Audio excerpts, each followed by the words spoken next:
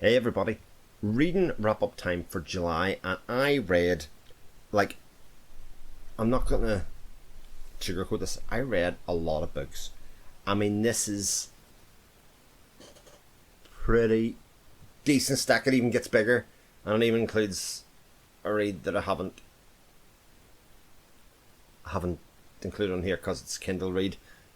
And because there's a lot, and there are reasons which I'll get into, this is probably a very long video. I'm going to put the time markers in here, and I'm going to put them in order of enjoyment of which I read them, so that you can kind of, if you just want good books recommended, you'll get those at the start. But to be honest, this goes fairly deep before I'm getting to the point where I'm like, I don't know. I don't usually read this amount of books, but there are reasons. One, I've been off work all month. Yay to being a teacher. Get it. Two, I was on holiday and brought a lot of books with me, and you know when you go on holiday you bring a lot of books with you and you go, I'll never get through those. I got through them. And a lot of them are shorter books as well. So I've got 1, 2, 3, 4, 5, 6, 7, 10. 10 books I've read. I've never read 10 books before in my life. 2 of them are graphic novels, though, to be fair. So let's make a start with what my favourite read of the month was. And it's Joe Haldeman's The Forever War. This is the only reread. Yes, the only reread from this entire batch that I'd done. I'd originally given 4 stars to Joe Haldeman's The Forever War, and I read this as part of a read along that I'm doing with a couple of other people in the page turn forums, and we had an absolutely amazing discussion about this, reading this with an analytical eye, looking at the science and all those things that go with it. What makes Joe Haldeman's The Forever War such an incredible book, and an even better book on reread. For me, there's an awful lot of questions asked, and if I think about what I like about classic sci-fi, I don't even really need to be entertained that much. I do like the philosophical and bigger questions. So if we make this change in the world, or this is something that we suggest could happen in the future, what are the knock-on effects of that? What does that mean for civilization? What does that mean for the people and the human race? And the Forever War is the idea that we get involved in a war with an alien race where the war isn't happening on Earth, it is happening a long way away. And in fact, the way the space travel works, it means that when we go to fight in these wars, and because of relativity, time, all of that kind of stuff, the world that you left behind is not really, if you survive the war, is not the world that you're going to come back to. And we follow main character here, William Mandela, who enlists in this war and goes off to fight. And we get the experience of him fighting in the war as being a nobody, not being trained in it, but just being somebody with sort of reasonably high IQ, the people that he meets, the relationships that he forms, and then as he goes through the war, what differences does he see, what difference does he suggest, how does he survive? There are clever ways in which he survives to outlast others. You look at the tragic loss of life that come here. In a lot of ways it's an anti-war novel, and Haldeman wrote it very much in response to himself returning from the Vietnam War. And he wrote this in 74, released this in 74, so he wrote it in the period leading up to that, and talking about how difficult he found it to integrate himself back into society once he came back from a war-like environment. There's a lot of discussion about that within the pages of this book, and I think it's something that really resonated with me upon a reread, because I wasn't reading it for this kind of exciting story. I wasn't reading it for the massive character interplay. I was looking at to pick up the things that Haldeman suggested were problematic for him as a person, the things that he found difficult, and there is lots of exploration of that within these pages of this book. I just think The Forever War is an absolute gold standard in terms of classic sci-fi. It's exactly the type of book that I love for classic sci-fi. Sure, it doesn't have the most, exciting arc. There are a couple of set pieces that I think stand up and quite interesting, but I think in terms of a story, it is much more about what is happening in the world and the effect that it happens. And if you've read the book and you're interested, I think the spoiler discussion we did was one of the very best that I've been involved in, and everybody brought so much nuance and interesting ideas and thoughts that they seen from within the book. I absolutely loved The Forever War. Next up is a book that I've done a separate review of. It's P.L. Stewart's A Drowned Kingdom, book 1 in the Drowned Kingdom saga. I encourage you to go watch the review, obviously. But This is a book that a lot of people have talked about, saying it was very, good, very good world building, really great character interplay. In fact, a lot of the things that Forever War isn't, and I'm pretty much on the opposite end of the scale from that book in terms of talking about and discussing. And I loved it equally as much as you've seen probably from my gushy review of it. From the very first page, from the very first second that I entered the world that's within the Drowned Kingdom here, I was hooked. Not just in terms of the story and what the story says, but in terms of the storytelling and the way that the story has been told to us. It tells very loosely the story of Atlantis as a setting. Now, I really don't know the story of Atlantis to really compare to, other than kind of the Disney movie, which I dearly love. I think it's very underrated in terms of the animated Disney universe. But Drowned Kingdom basically primarily centres around one main character, which is Othrin, who's the second son of the king, and who is not the primary heir to the kingdom, and how that has impacted on him growing up and what he thinks of his future. Now, as an idea for a starting point, I think that's very interesting and novel, because it doesn't look kind of like a chosen one kind of thing. It looks at a man whose path and future is uncertain, and who he isn't determined. His brother is going to be the heir, and he has to see where he fits, and he examines his relationship and how important a good relationship with his brother would be in terms of his future, or if he was going to follow his own path. And as the events of the book transpire, you get this very deeply interconnected world, and all the foibles that creates kind of laid out for you. It is a book of possibilities. It is a book of wonder, and we get shown, I'd say in this book, only a small section of it. They allude to other things that are happening in the rest of the world, other peoples, other races, other beliefs, and really that comes down to the centre of the book, which I think it's a book that examines the influence of religion on the formation and beliefs of a society, all the while having a magical element kind of floating around in the background. So people that are pious and believe that they are doing good and right for a long time because of their faith and the strength of their faith, and when they go to pagan worlds as they see, and see how their life is influenced and how they would seek to change that or colonize them for the betterment of their own life. And as we've seen through the history of the world, colonization brings some benefits, but often brings a lot of bloodshed and a lot of pain and a lot of suffering as well. And actually the legacy of what's left behind after colonialism is often much more problematic than the impacts of the things that are going to happen as they are being invaded. So Drowned Kingdom I thought was utterly fantastic as a fantasy novel. It's great as world building. I think it's some of the best world building I've read in a single novel in a long time. And I think some of the character work is so interesting.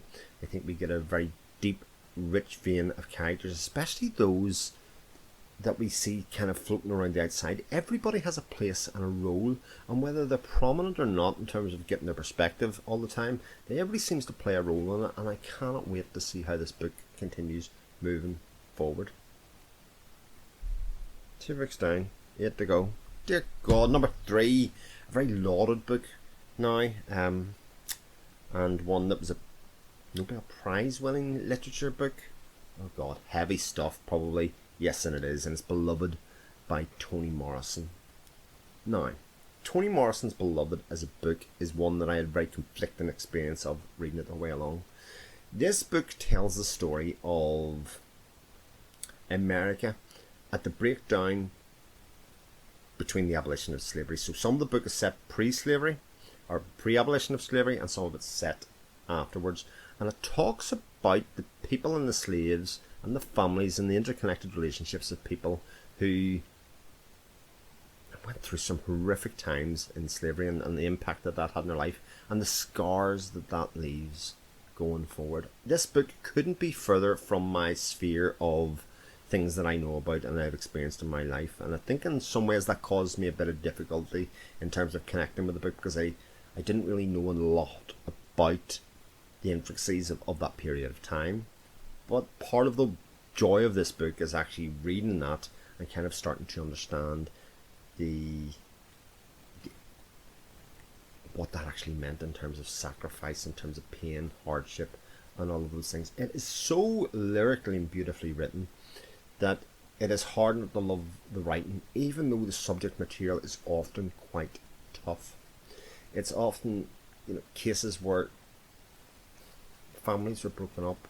If you've watched 12 Years a Slave, for instance, you get some of the idea of the life and the lifestyles and the tragic nature of life for a lot of slaves in America at that time. And even when they move places to, in this case, Cincinnati, I think it is, as those families and the very migratory nature of the people, how that becomes difficult to adjust with. How do you make a new life? How do you adjust? And ultimately this story has a bit of a supernatural horror nature to it as well. There's characters that arrive that something just doesn't seem to be quite right about. We don't really know who they are.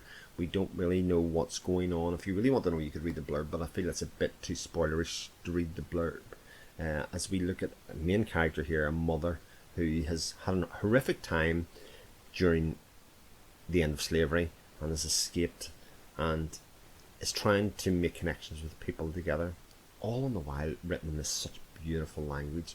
I believe the audiobook of this is just spectacular. Hearing Toni Morrison talk and speak her own vernacular as she goes through, and I have to say, for all of the kind of tough elements of the book in terms of reading, I think the last 70 pages are just so wonderful. How it wraps the whole story up together, how it really tries to give a resolution for this, to give some sort of respect for the events that happened within the book to the characters, to give some resolution to find out what happened to each of the characters in the book, where they stand by the end of the story, but also try and give hope or some sort of respect to the world that they live in. I think Beloved is something that I'll think about a lot going forward. It's the type of book that I will probably reread in another couple of years, and it's put me on a path to kind of say, look, I would quite like to read more of Toni Morrison's work. I mean, it won the Nobel Prize for Literature for a reason. It's written so beautifully. But that contrast of beautiful writing with tough themes can sometimes leave a bit of a disconnect. I think sometimes I wondered whether I was really totally getting everything that was happening in the book. And much like I was talking about Jenny Wirt's books before, it doesn't matter. The book, keep going with the book. Keep. You are understanding way more than you think you are, who the characters are, who the important people are, the interconnected nature of the world, because that is really, I think, what the crux of the book is about, is the idea of community and the idea of looking after each other. Beloved, wonderful. Last month I started on a new science fiction author. I read one of their books, absolutely loved it. That was Station 11, and I thought I would continue on with Emily St. John Mandel's work and read what I think is her most recent novel, which is Sea of Tranquility. And Emily St. John Mandel is, as opposed to the classic sci-fi that I talked about beforehand with Joe Haldeman, Emily St. John Mandel writes about science fiction books, but in so far as I can tell, in a very relatable style. They're very much about the subtle changes in people, in a future or otherwise. Sea of Tranquility, I went in completely blind, and I think that's absolutely the best way to approach this book, because I'll give you a very brief idea that it is interconnected stories set across time. So right the way from 1900s right the way into a far-flung future, about different characters in different times, and that ultimately these stories will coalesce and come together as one. And because she's a writer of characters and of nuance of people and what they think and who they are, and not always the most important people. I think that Sea of Tranquility is a sort of celebration of people that aren't all that important in their day-to-day life, but actually how they can make an impact on the life. She's such a wonderful way of weaving a story that by the time I realised what was going on, I'd spent so much time with the characters that were within the books. I'd spent so much time wondering what was going on, how all this worked together, what it was that I should even be looking out for, that by the time I worked that all out, I was like, right, I barreled through to the end of this book, because while it's not very long, as you'll see, it is always interesting, and like I say, the character work is such that you'll always want to find out more about these people that are interconnected within the stories. I fully intend to keep on reading Emily St. John Mandel's books because I really like her style of storytelling. I mean, it's not complicated. To say not complicated actually makes it seem like it's simple, but there's a clarity to your writing that I think that the comes shining through, that you never lost in a story, really. You want to spend time with the people that are around there, and she writes people that are sort of likeable. In the two books that I've read, between Station 11 and Station Tranquility, not everybody's likeable, of course, but people who in the main you want to spend time with and investigate their stories and their outcomes. I bought another couple of Emily St. John Mandel books to get through. I run out of books sooner than I'll hope to, but a great exploration of an author that I'm enjoying very, very much. Next up is my Kindle read, Blood and Blade, which is book 3 in the Bernithia Chronicles by Matthew Harvey. It's a historical fiction series. First 2 books I have... Where are you? Who knows? Anyway, Serpent of the Sword and the Blood and Curse? No, whatever. Blood and Blade keeps on telling the story of Bearbrand, who is a young man who's come to a new world from the first couple of books, and he's starting to make a name for himself, but he's still very much a pawn in the game. While he has risen in rank and he has got titles and has a life of his own, he's still very much a pawn within bigger game. And Blood and Blade kind of talks about how you've got a young man who said some horrific things happened to him in his life already. He's made enemies, he's made friends. The responsibilities that he has, he's caught kind of in the middle of all of these things. The responsibility for people who look up to him, who are beholden to him, and then the things that he's done and the effects that they've had in his life, and how they all kind of come home to roost for him.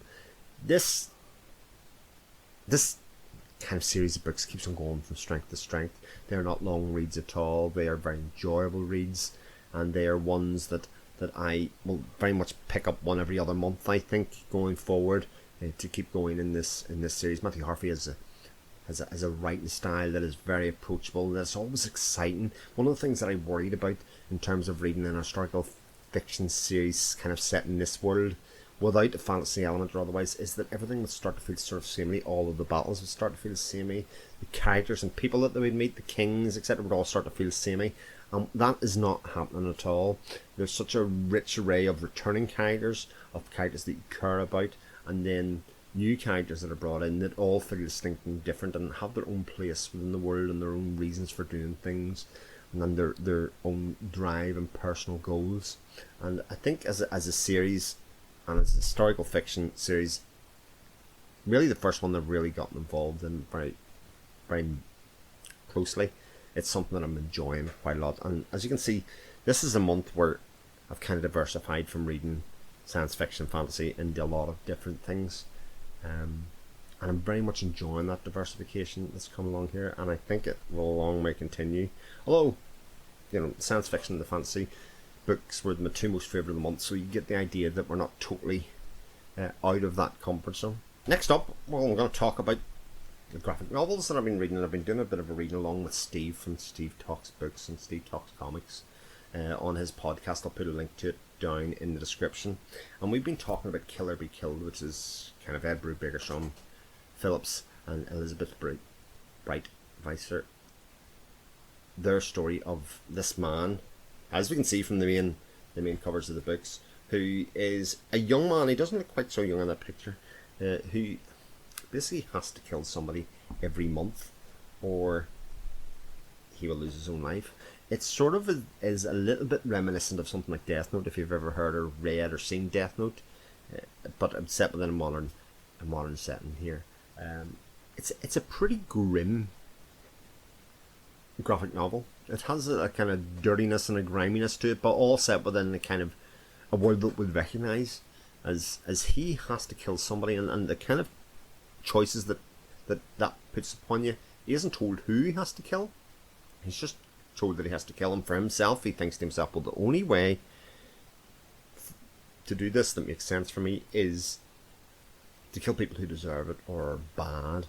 And whether that's always the case or whether it's always not, how does he go about doing it? How does he make sure he isn't caught? And all in the while, there seems to be something else going on in the background, alongside the fact that how does becoming a murderer change both you overnight and your relationships to the people that you have around you? You know, people that your friends, prospective girlfriends, ex-girlfriends, mothers, fathers, all of that kind of stuff. And while the story very much centres on, you know, our main character here and everything that's happening along, I'll give you an idea of some of the art. There is a sense that this is kind of the devolution of a character, of a young man. And again, a bit like as I talked about in the Drowned Kingdom review, this kind of idea of the imperfect young man, or the man who hasn't got itself figured out yet, is very interesting. We also have, in terms of style of graphic novels, if you don't realise, this kind of idea that we're not just fully in comic mode. There's exposition seems to happen in these panels, with a lot of the writing down the side and then the illustrations that accompany it. And I think the whole thing is so well crafted and cultivated. I have volumes 3 and 4 here to read. We'll be discussing them going forward on Steve's channel and his podcast, and I'm very much looking forward to seeing the resolution of this entire series. Nobody has to get itchy or something when they're recording videos. Just me. I don't know. Itchy nose. Scratch, scratch, scratch. Something that happens to me quite a lot.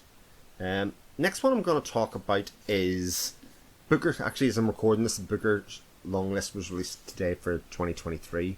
And last year I'd picked up one of the books that was on the long list last year to read, and had sort of soft DNF'd it a while before.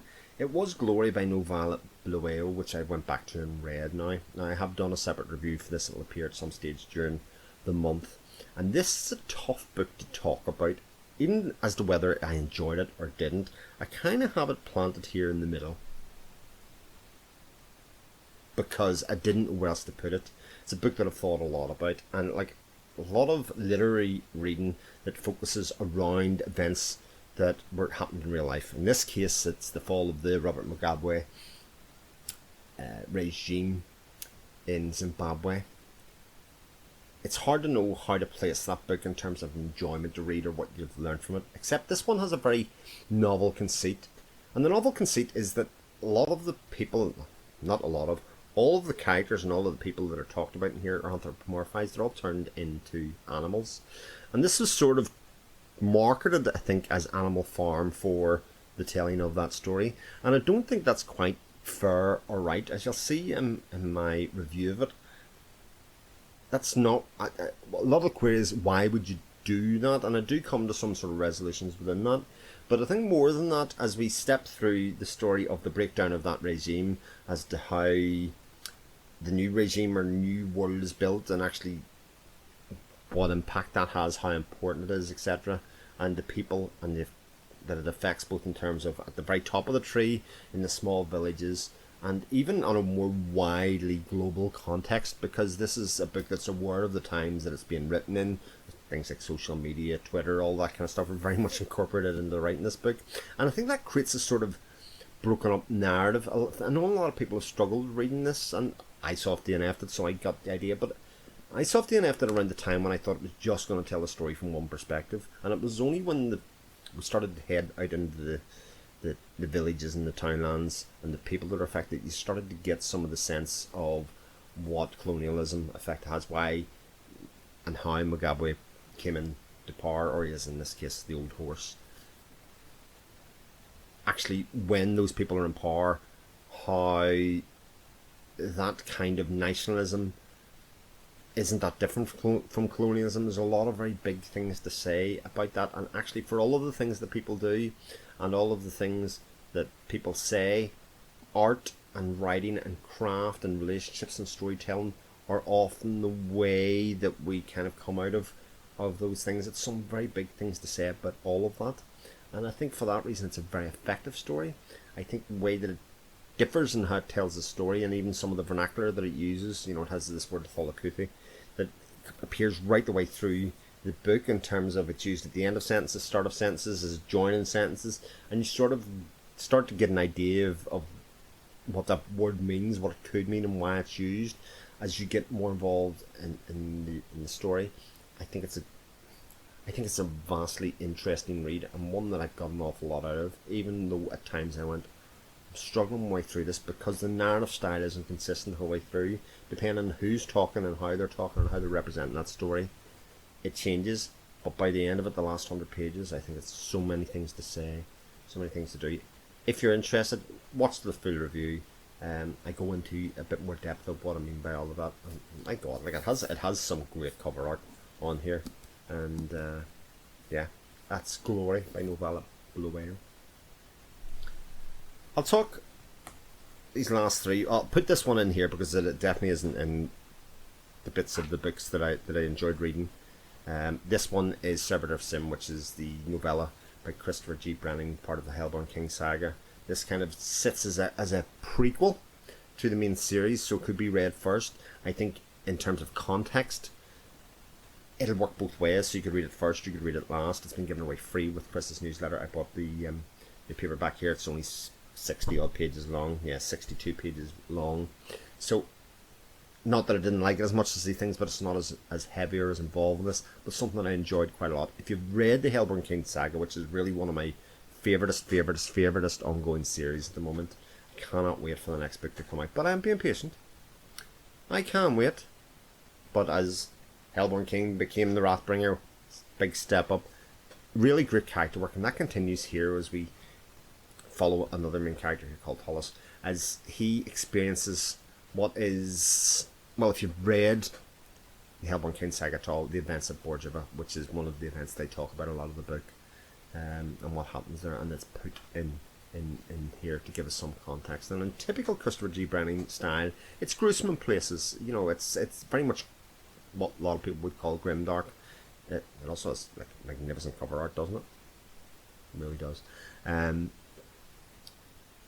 It has like grimy nature, some of it's very gruesome, but it's really about the great character work that he displays. And here, I mean, the Hellborn King saga, it has a character, you know, different viewpoints as per chapters, and some of those characters grow on you, some of them annoy you, and while that doesn't, you don't get that full loop within here, the way that he writes characters very much stands out to the fore, and is another very worthy entry into this series, and one that I very much enjoyed. Whet my appetite. I'm always a bit wary of reading these books that come out that are sort of bridge, because I'll not have anything to read for a while. I just have to read it again until we'll catch up when we get the third book, and it's maybe next year or wherever we get to see it. Very much enjoying the series, and one that is, as a recommendation for the entire series, I think you should really check out. Only a couple of books to go, and we get to a book that I can't say I disliked, but it's fine. It's just a fine book, and I continued on because I was going on my holiday, and I thought, God, what might be a bit light to read, because some of that stuff's been a bit heavy. I don't want to take something that's really heavy away with me to read on my holiday in the sunshine. You know, it might be a bit tough. So I took book 2 of Discworld, which is a light fantastic away with me. It continues the story of Twoflower, Rincewind, and the whole host of characters that we've seen from The Colour of Magic. And The Colour of Magic I thought was just fine. I know a lot of people say this about Discworld, is in that it's like a combination. There's a couple of key stories that are through it that will make you fall in love with the series. That's fine. I quite enjoyed Colour of Magic. It just wasn't amazing. I didn't connect with the humour all that much. And interestingly, when I came back to read Light Fantastic here, I connected with the humour a lot more. I found myself, maybe it was because of the setting where I was reading it on my holidays, I found myself laughing out loud a lot more. A lot of the wordplay, etc., is starting to connect with me. And while the overall story's a bit, you know, there really isn't very much of one, I would say, in Light Fantastic. In fact, I struggle to remember the events of it. It's very much the interplay of the characters that are going along here. And I think Discworld, aside from these being just absolutely gorgeous versions of books to collect and to throw on your bookshelf, it's something that I'll continue to read and throw on every now and again, because they're very different from anything else that I'm reading. And while this may sit further in the end of the video and say I didn't like it as much, it isn't as thought-provoking, I think, as some of this other stuff. Certainly not yet. And I'm getting a couple of giggles, getting a couple of laughs, and getting a couple of very easy reads of it at the moment. And yeah, looking forward to continuing on. Which leaves me one book that I've left to talk about, and this is disappointing. So this is the book that won the International Booker Prize 2023. So International Booker Prize is a work that's been translated into English from another language, and this is Georgy Gospodinov's Time Shelter. Now, this was very recently announced, I think. It's a literary book, it's not a fantasy book, although, but like a lot of literary books, they kind of prey on this kind of speculative fiction idea. What if this chat happened? A bit like science fiction, so it sort of feels a bit science fiction to read it. And it tells the story of a man who decides to publish some papers and do some treatment for Alzheimer people, where he will build environments that are very true to certain time periods, with the idea that Alzheimer's patients can arrive in that world and kind of feel comfortable, and they kind of start to connect and come out and represent versions of themselves that are not the disconnected ones that appear now. Like, I've had grandparents, aunties, uncles, etc., all with Alzheimer's. It's an absolutely horrible disease, and anybody that has a relief for get to create an environment where they come out of themselves and they get to see a way that they connect with the world again would be just so awe-inspiring and very worthwhile doing it. So whether it's the specific year, they'll have the newspapers from that year, they'll have reprinted them, they'll have period authentic, phones, couches, wallpaper, things in the TV that transport them back in time. And while it's been used as a form of therapy for this people, the people who are accompanying these people also become kind of entranced by the retro nature and stepping back in time and what they perceive as the good parts of life and the nostalgic nature. Well, a lot of people in Britain kind of look back at the 60s or 70s and go, God, if only it was back then. They remember the good stuff, but not the challenging, hard stuff that comes from it. And it sort of starts a revolution that is in say in the world, but it's mainly around Europe, where everybody kind of wants a bit of this. They want these buildings where they can go back in time. They want to go back and live in these time periods. And a lot of that stuff's really fascinating and really interesting. It makes up the first part of the book, as people trying to identify with what was interesting and great and why you would want to change, and kind of like the blinkered nature of all of this, in terms of people, like I say, want to remember the good stuff and not the bad stuff, but the reality of when they go to do that, what way does that play out?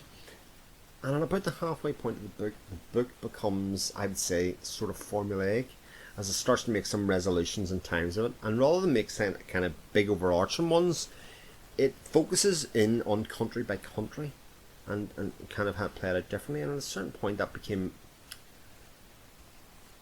not as interesting to read. I liked some of the conclusions and things that it made about modern society, and some of the ideas that it had about things like Brexit, for instance, and how, this idea that you can want to do your own identity and nationalism and all of that kind of stuff. A lot of those things were very interesting, but it was too little within the mainframe of the story. And I think some of the biggest revelations about the book I could see telegraphed from far off. It kind of always gave off the vibe of a very famous book / film the whole way through. And while it wasn't a major issue in the book, I think it's supposed to be a bit of a reveal, and I was like, I kind of felt that the whole way along, in terms of that. So a bit of a disappointment one. Look, you see, I've tapped quite a bit of it, all pretty much in the first half of it, and so has some things to say, some interesting things to say, but ultimately I was left very disappointed as the last 100 pages or so, as opposed to something like Beloved, as opposed to something like Glory, when it kind of uses that space to tie everything together, it felt sort of like it petered out and left me with a less overall sense of satisfaction than the other books that I read. And that was my reading month. I've probably been recording for about an hour and 25 minutes. I don't think it's quite that long, but quite a long reading month to talk about there. I'm going to continue on with a lot of these ideas. I think my reading is a mixture of committed reads that I'm doing, streams and talks with people about, and then things that I want to slip in. I want to read a couple of the Booker Prize things. I would like to slip in on fiction. There's lots of things I'd like to do. I'm never doing 10 books again because I'm back to work in the middle of the month, but I'm going to try to make the most of the time that I have up until that time when I go back. And if you've made it this far, if you've if you've read any of these books, then let me know what you thought of them. If they're on your TBR pile, if you're interested in any more questions, please let me know down in the comments. And I'll catch you next time on the channel. Take care. All the best. Bye.